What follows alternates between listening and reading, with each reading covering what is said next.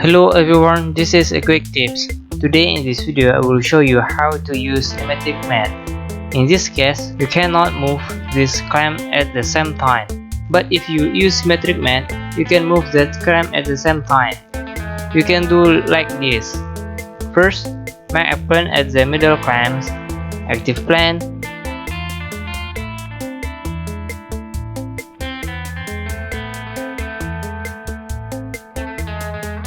Click this face and this face. Now active mat.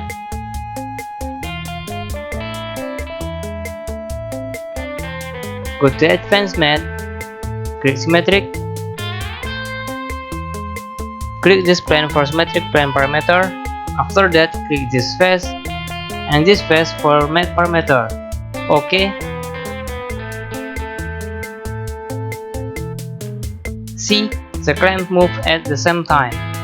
Now you know how to move two components at the same time. That is a quick tips. See ya!